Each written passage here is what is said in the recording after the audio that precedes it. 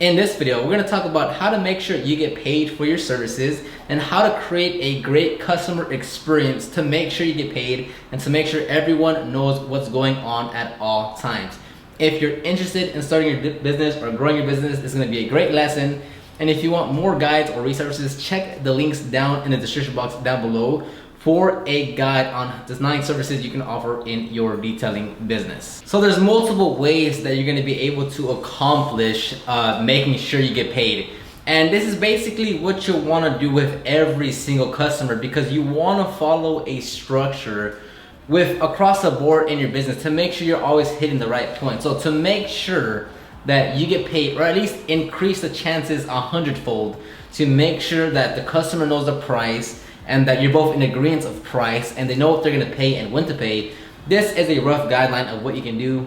You can change it as you see fit in your business, but just as a general guideline or something, some protocol to give you so you can follow, is step number uno.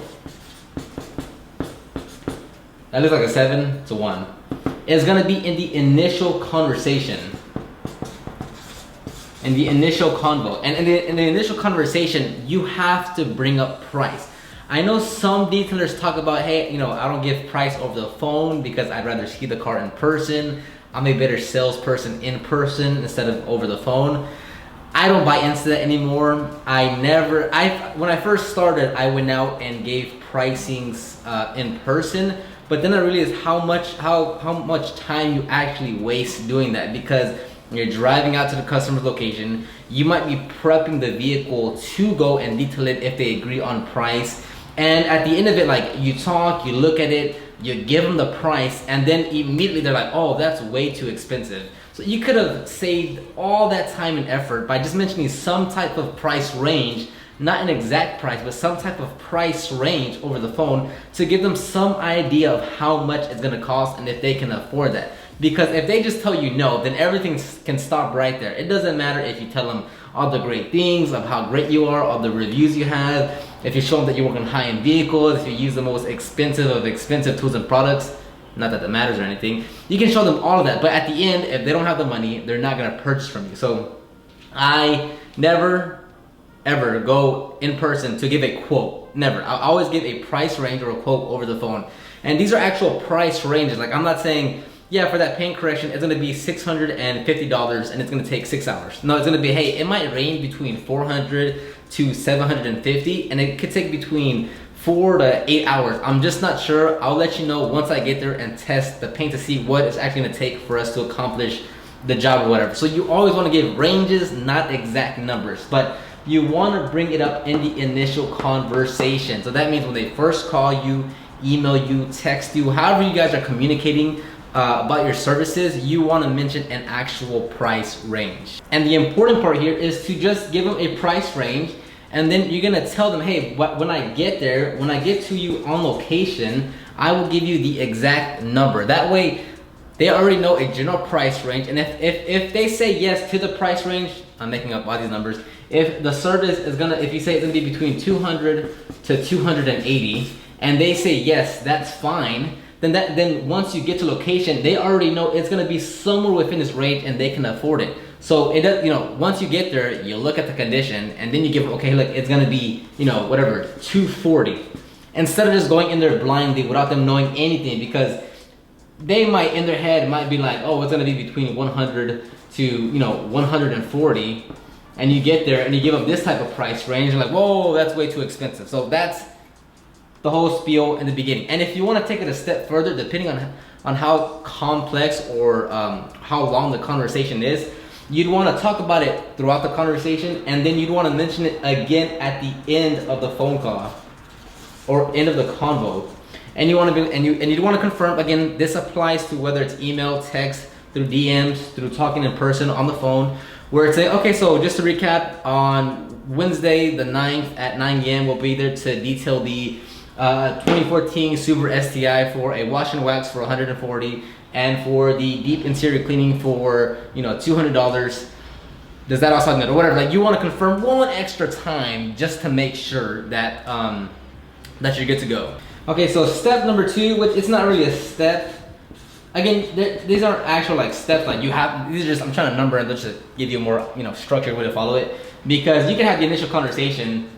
Anyways, so step 2 would be to confirm the detail, right? I know I'm just scribbling because I want to.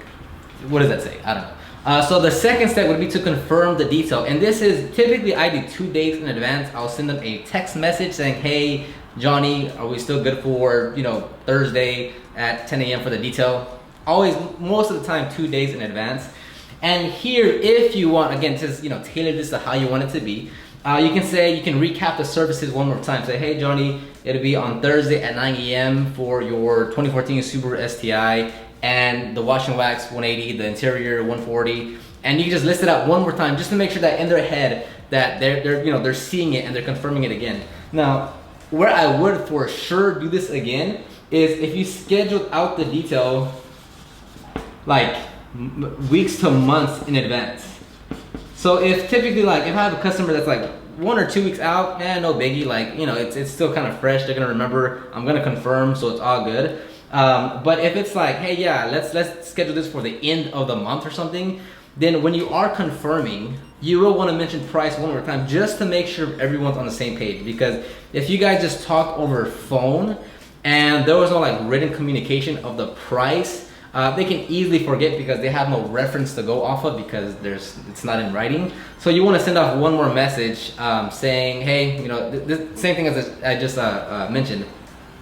And if the service is complicated or there's just a lot of services or a lot of vehicles and services, so if there's 2 vehicles, each one getting 4 services, then you could, once you're done with the initial conversation, you could recap the services and pricing for you and the customer. That way, you both know exactly what's going on. So, and just a side tip is, and I'm going on a few tangents here, but on a side tip is you do want a lot of these things in writing. That way, if you do schedule it over the phone, and mostly for higher ticketed items, 100, based on your market, your services, your clientele, if $300 is an extreme amount for your market and such, this will qualify. If your market is used to, if $700, then so tailor it to your degree of how much it is or whatever.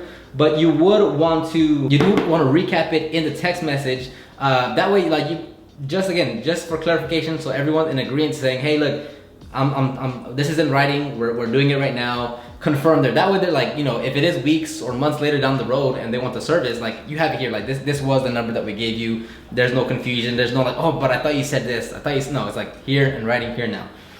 Again, review this video. Kind of plug it in where you want to plug it into your business. All right. So step number 3, and as you can tell, this is all going to it's communicating with your customer and making sure everyone is in agreement and is on the same page. I just bit my tongue. On the same page of what's going on with the detail. You don't want to just let things out for chance, or you don't want to hope that they remember or that they know what's going on. Since you're the business owner, you're the professional, you're walking them through the entire process. They should never wonder what's the next step in the process. What time are they getting here? What's the price range? When is he gonna give me the price? When am I supposed to pay? When is he going to be done? There should be no question of what's next in the detail process. You as the professional should be instructing the customer throughout the entire experience of this is exactly how it's gonna go. That way there is no confusion. You know what's gonna happen at every level of the, and again, it's not saying in 30 minutes this is gonna happen. No, it's saying, hey, we're gonna get there. I'm gonna look at the vehicle, I'll give you the price, ask me any questions, I'll get started. It should take around 4.5 hours. You'll pay at the end of the service, and then so it's as simple as that. So step number 3 is actually, I would say getting on location, but if this is, if you're a shop based and they're coming to you, but regardless, when you're at location or they come to your location, then this is again, when you're gonna confirm it one more time. Again, this is whether you gave them a price range or a set number, because for me, if it's paint correction or an interior deep cleaning, those are always going to be price ranges. I'm never going to give you an exact price unless I see the vehicle or test the vehicle if it's for paint correction. The only time I give an exact number, a specific price point, if it's for a wash and wax, the headlight restoration, an engine cleaning, a basic wash, just because those are so like cookie cutters. Like, you know, I never almost I never shoot myself in the foot giving out a flat rate price for those types of services, just because there's not many variables that go into, and it's kind of annoying. Like if a customer wants a wash and wax and a full interior cleaning and an engine cleaning, and each one of those services are price ranges, and then that means the price can range between, like, you know, a low amount to a high amount. To me, like, I wouldn't want that experience. So I give the only price ranges are usually like on paint correction and interior cleanings, unless they tell me like something completely weird of like, hey, the car hasn't been washed in like 50 years, you know, whatever. Then I'll be like, okay, you know, can you send me photos, or here's a price range of what that might be. But those are usually like extreme cases. Most of the time, I'm giving out a price range on those two services and then a flat rate on all the other ones. But once you get there on location, you want to go over the details one more time. I know it sounds redundant, but again, this is just, hey, we're all in communication with each other. We all know what's going on. There's no surprises. You know every step of the way. I'm gonna get paid. You're gonna enjoy the service. You're gonna like the quality. We're all in, so it's good. So once you get there to the customer's location, or they come to you, then you'll just, you know, hey Johnny, how you doing? Great. Okay, hey, here's the car. Okay, let's take a look at it real quick. Okay, so you know, you walk around with the customer, and you know, whatever, if it's the interior, if it's the engine, if it's the exterior, and you'll just inspect it, look around, you'll be like, okay, so yeah, we're doing the wash and wax for 180, and the interior cleaning for 120, and the engine cleaning for 40. Is there anything specific that you want to point out on any parts of the vehicle that you want me to pay attention to? And whatever you discuss it, be like, okay, yeah, so I'll just get started. You can pay towards the end of the detail, however you want to set that up, whether you want to pay in the beginning, in the middle, don't know why you want to do that, at the end, before you even get there. That's on you, figure that out. But you instruct like, hey, you'll pay it once I'm done, and we're all good to go, right? And in the conversation as well, they should know what form of payment you take. Is it just cash, card? Is it cryptocurrency? Just kidding. But you know, whatever method of payment you take, this should be explained in the initial conversation. As you can tell, like I said, the main part is you are instructing them on every single step of the way. You don't want them to, like, not a doubt, but you don't want them to just be wondering what's gonna happen. It's like if you go to a restaurant or any store, let's say a restaurant, and you walk inside, and you know, usually it's either like you're either seated or it's like you just pick your own table, and you know, like you're confused of like, okay, I'm not sure if this restaurant is supposed to seat me. I don't know if I'm supposed to sit myself, or like once you're done eating, is it like, hey, do they pick up the plates, or is there supposed to be a trash can around? Like, you don't want them to wonder about anything. It just makes it for a better experience if they're like, man, like he just, you know, he answered all my questions right on time. You know, it's just the detailed customer experience that you really want to focus on, which is why you're instructing them. You're the professional. You know what's going on. They just want their car clean, so you're gonna follow them along. Anyways, you get it, okay? Customer experience, focus on that. So once you get there, you're gonna confirm one more time, and then after that, you just work. If you told them that, hey, you'll pay after the detail is complete, then that means you'll just do the detail for the next 2, 3, 4, 5, 6, 8, 10 hours, what have you. And once you're done, they know, oh, hey, he said once he finishes, I'll pay at the end, so it's time to bring out my credit card. And then you'll just show them the vehicle, see if they have any questions, explain what you have to explain, and then be like, hey, so you're gonna pay cash or card? Oh, card, okay, fine, here. Or cash, okay, great, cash. So that's literally it. So just a recap, which is super simple. You always wanna lead, always give them instructions, right? You never want them to guess what's going on. You wanna give them an initial price over the phone, or whatever means of communication it is. You wanna make sure that, if you're gonna confirm again, you can recap the services 2 days, 3 days, 4 days before their detail. Or if it's a lot of services and a lot of money for your market and such, you may want to confirm it over text if it was just like through phone. This is mostly gonna be like in the beginning phases though, because once you pick up and get a lot more frequent customers, it's a bit more, you know, more trouble to do that every single time, just because you have much more higher volume and you're just busier. And then 3, once you get there, you're gonna confirm the price one more time. And one last bit is, again, you'd wanna cover everything in that initial conversation of saying, hey, we accept cash or card. You're gonna pay at the beginning or at the end of the detail. We're gonna need water or electricity if that's what you need, or a certain amount of space for the detail. Once I get there, I'll give you the exact price. I'll get there at this time. I should take around this long. Like, they should all know that in the initial conversation, and you're just reconfirming a bunch of other things after that. So hopefully this video helped. This should help you a lot in making sure you're gonna get paid and making sure everyone is on the same page.